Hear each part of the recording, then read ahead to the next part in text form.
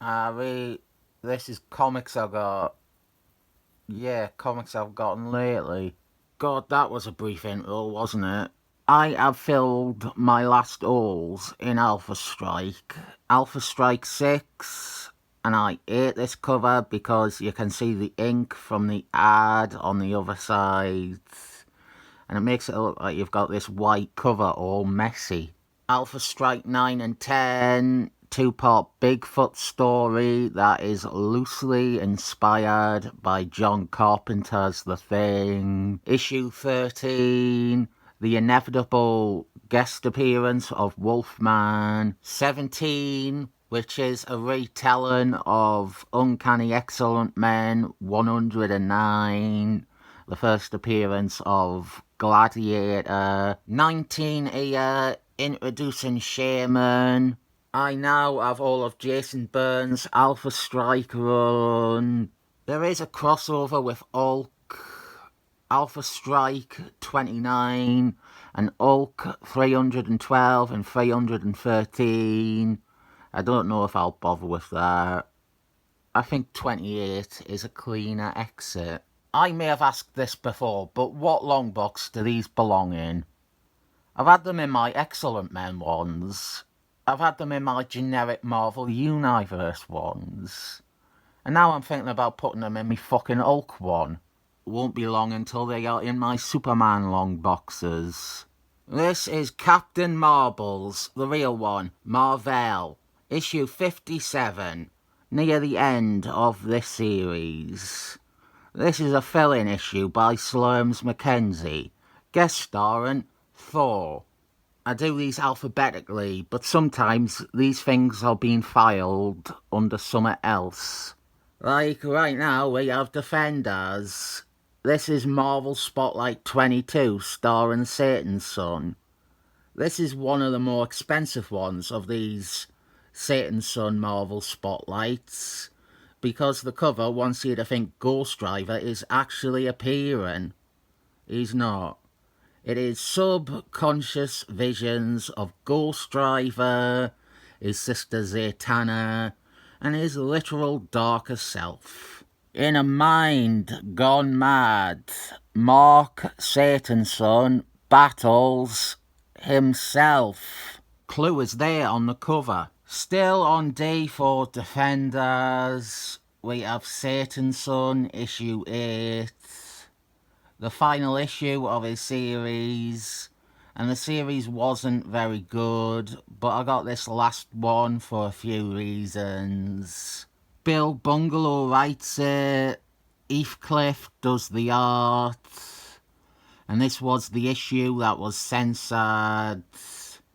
A whole page was removed and replaced with a different page. This one here, they haven't even coloured it, the lazy buggers. This is actually by Barney Baldwin and Junior Senior, this page here. The original depicted Satan's Son being crucified. More Satan's Son. I only got this because he's on the cover. Ghost Driver 17.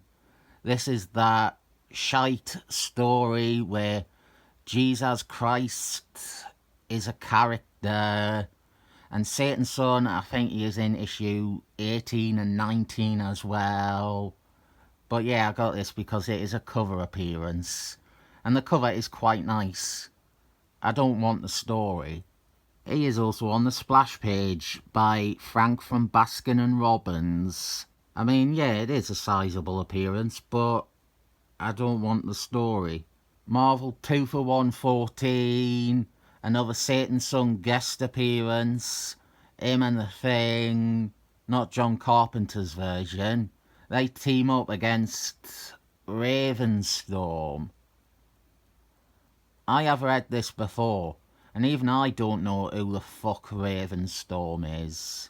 We are not moving on from Defenders to Dracula's here. This is still going in my Defenders long box.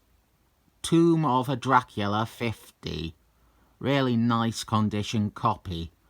This is the issue where Silver Surfer Man battles the Dracula.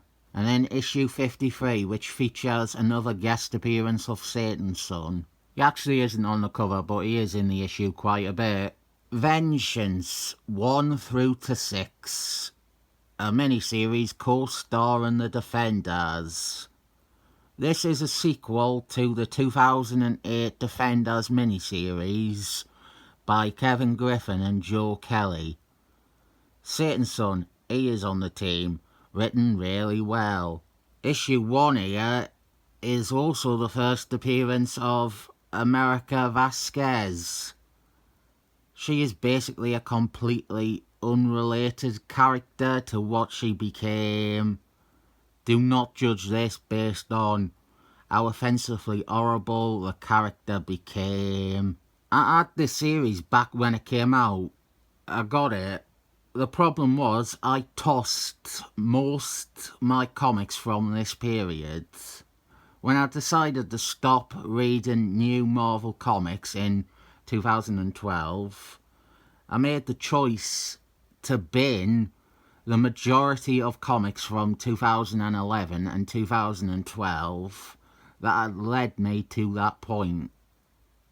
Some of them were casualties simply by the unfortunate fate of being released in that time frame. Then, the America Vasquez character got transformed into propaganda and was forced into a movie, and now these comics are worth money. All the time I was aware that I was missing a miniseries that had some good writing of Satan's son that I did want in my Defenders collection. So here it is. The entirely unrelated covers are a discussion for another video maybe. Issue 1, this is the valuable one. Issue 2, warning, this issue contains necrophilia. Issue 3, portrait of Dan Slott on the cover. Issue 4, issue 5. Most of these villains don't really appear in the series. Like issue 6 is Mr. Doom, and Mr. Doom actually isn't in it. It is his adopted son.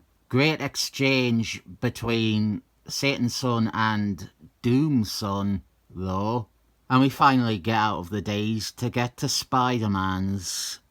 Spider-Man Limitless 15 and Spider-Man Limitless 17. Both from the vague age of Spider-Man. That is it. That is what I got. Most of the time here been spent on the most expensive one, which you don't really care about.